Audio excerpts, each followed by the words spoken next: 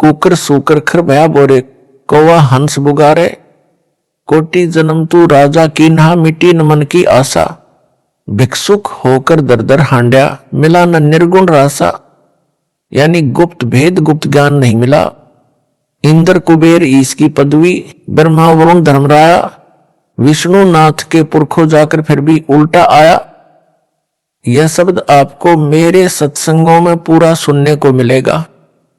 YouTube पर दास का नाम बोलने से सब सत्संग आपको सुनने को मिलेगा।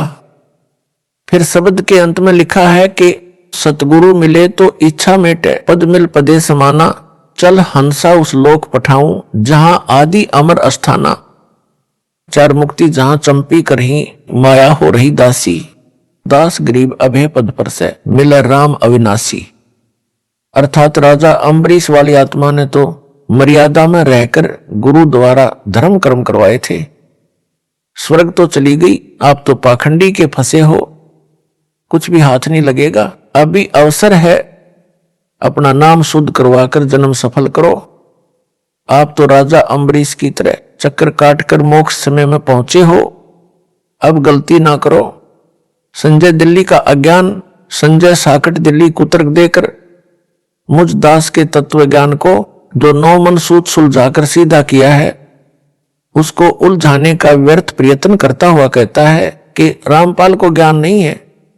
वह पेड़ की जड़ यानी मूल को पूर्ण ब्रह्म बताता है। जड़ पूर्ण ब्रह्म नहीं हो सकता। जड़ को पोषक तत्व मिट्टी से मिलता है, जड़ को मिट्टी का सहारा लेना पड़ता है।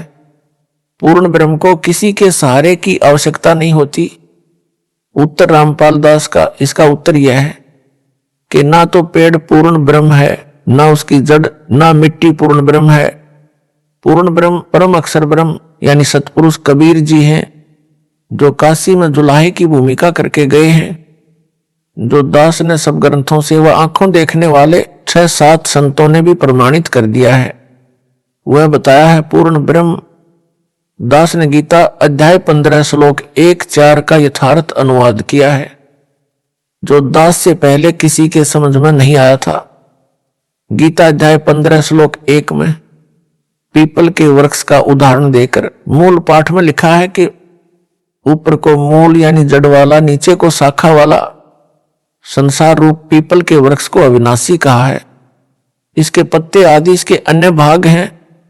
यह तम वेद जो उसके जड़ से लेकर शाखा पत्तों तक का ज्ञान जानता है, स वेदवित, वह वेद के तात्पर्य को जानने वाला विद्वान है, यानी वह तत्वदर्शी संत है। दास ने कबीर परमेश्वर जी के बताए ज्ञान से इसी गीता अध्याय 15 के श्लोक 1-4 का सरलार्थ किया है। पूर्ण ब्रह्म कबीर जी ने लगभग 600 वर्ष पूर्व अपने द्वारा बताए सूक्ष्म वेद यानी कबीर वाणी में कहा था कि कबीर अक्षर पुरुष एक पेड़ है, निरंजन वाकी डार, तीनों देवा शाखा है, पात रूप संसार। अर्थात कबीर जी ने बताया है कि अक्षर पुरुष एक पेड़ जानो, उसकी मोटी डार को ज्योति निरंजन यानी काल ब्रह्म जानो। डार से मानो 3 शाखा निकली हो, उनको तीनों देवता यानी रजगुण ब्रह्मा, सतगुण विष्णु, तमगुण शिव मानो। उन शाखाओं से लगे पत्तों को संसार मानो। परंतु परमेश्वर ने मूल ज्ञान यानी तत्व ज्ञान छुपा कर रखा था। यह नहीं बताया था कि उस वृक्ष की मूल यानी रूट में कबीर पूर्ण ब्रह्म हूं, जो इस दास को कबीर परमेश्वर जी ने मूल ज्ञान बताया। दास ने इसे सबके रूबरू किया है।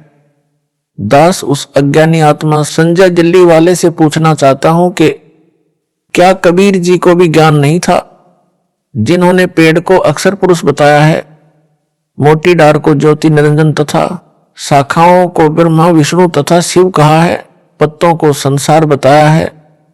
दास ने गुप्त ज्ञान बताया है जो संजय गुरुद्रोही की अकल में अब तक नहीं आया है, जो इस प्रकार है। ऊपर को जड़ वाले इस संसार रूपी पीपल के वृक्ष की जड़ यानी रूट को पूर्ण ब्रह्म मानो। अक्षर पुरुष को तना, डार काल निरंजन यानी सर पुरुष जानो। तीनों देवताओं यानी रजगुण ब्रह्मा, सतगुण विष्णु तथा तमगुण शिव को शाखा मानो। शाखाओं पर लगे पत्तों को संसार जानो। उदाहरण के तौर पर बताया है कि कि जैसे पेड़ का पालक मूल यानी रूट होता है, इसी प्रकार पूर्ण ब्रह्म सर्व सृष्टि का धारण पोषण करने वाला है। जैसे पेड़ को आहार जड़ यानी मूल से मिलता है, यानी तना को मूल से आहार मिला, तना से डार को तथा डार से शाखाओं को तथा शाखाओं से पत्तों को आहार मिलता है, उसी प्रकार पूर्ण ब्रह्म सबका धारण पोषण करने वाला वास्तव में अविनाशी परमात्मा है। सतपुरुष कबीर जी की शक्ति को मिट्टी जानो। परमात्मा कबीर जी ने शक्ति से सब ब्रह्मांड रचे हैं। संत गरीबदास जी ने कहा है कि कबीर परमेश्वर जी ने स्वर्ग रसातल लोक कुसातल रचे जमी आसमान रे, 14 तबक किए छिन्न माही सर्जे ससी अरुभान रे। अर्थात कबीर पूर्ण ब्रह्म जी ने अपनी वचन शक्ति से सर्वलोक लोकांतरों जैसे स्वर्ग रसातल पृथ्वी आकाश व 14 लोक तथा शशि यानी चांद तथा बान यानी भानु सूर्य तथा असंख्यों ब्रह्मांडों की छिन्न यानी क्षण भर में रचना की है। इस रचना में परमेश्वर जी ने किसका सहयोग लिया? सक्षम है, कुछ भी कर सकता है। इस संजय अनाड़ी अज्ञानी को बताता हूं कि पूर्ण ब्रह्म मूल भी है तथा उसकी शक्ति मिट्टी का काम करती है। आप आरती आप साजय यानी कबीर परमेश्वर सब कुछ करता है। पेट भरकर उठते हैं, शरीर में जो क्रिया आरंभ होती है उनको कौन करता है? हमारे को तो पता भी नहीं पेट में क्या हो रहा है। उस आहार को परमात्मा कबीर जी की शक्ति पचाती है, भिन्न भिन्न धातु बनाती है, रक्त वसा आदि कितने तत्व बनते हैं, यह वह शक्ति करती है। सारे कच्चे पक्के भोजन को पेट में पुनः पकाया जाता है। ना चूल्हा है ना लकड़ी है, सब परमात्मा की शक्ति करती है। मानो खाना खाकर सो जाता है, पेट में सब कार्य होता रहता है। इसे किसके सहारे की आवश्यकता पड़ी? परमात्मा की शक्ति सारे सिस्टम को चलाती है। वैज्ञानिक भौतिक विचारधारा के हैं, ये कुछ भी तर्क दें, वह अध्यात्म विज्ञान के तुल्य नहीं हो सकता। जैसे मीराबाई भगतमती को मारने के लिए विष पिलाया गया था, वह मरी नहीं। वैज्ञानिक इसे मानने को तैयार नहीं। परमात्मा ने नरसिंह रूप धारण करके प्रहलाद भगत की रक्षा की, हिरण्यकशिपु को मारा। वर्तमान में भगत समाज के अतिरिक्त कोई स्वीकार नहीं करता। इसी प्रकार परमात्मा को नरसिंह रूप बनाकर हिरण्यकशिपु को मारने की क्या आवश्यकता पड़ी? वैसे भी मार सकते थे। कुछ तत्वज्ञानहीन यह तर्क भी देते हैं, उनका जवाब क्या दिया जाए? उनको चाहिए कि पहले पूर्ण अध्यात्म ज्ञान जो दास बता रहा है समझे, फिर इस तरह के प्रश्न मन में उठेंगे ही नहीं। जैसे संजय दिल्ली तत्वज्ञानहीन के मन में खुरापात भरा है, इसे संपूर्ण ज्ञान होता तो इस प्रकार के कुतर्क नहीं करता कि पेड़ की जड़ पूर्ण ब्रह्म नहीं हो सकती। इसको समझ होती तो बोलता ही नहीं, क्योंकि एक उदाहरण दिया है, यह परमात्मा कबीर जी ने दिया है। यह पापी परमात्मा के ज्ञान में भी अपने अज्ञान से दोष देखता है। इससे स्पष्ट है कि यह महा अज्ञानी है, महिमा का भूखा है, बोले भक्तों का दुश्मन है।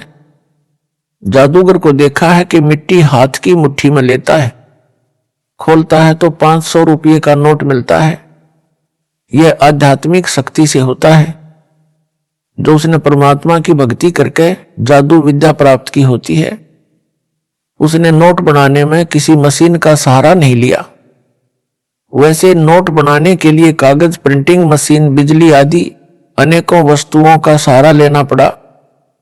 परमात्मा भी एक बगलीगर यानी जादूगर है।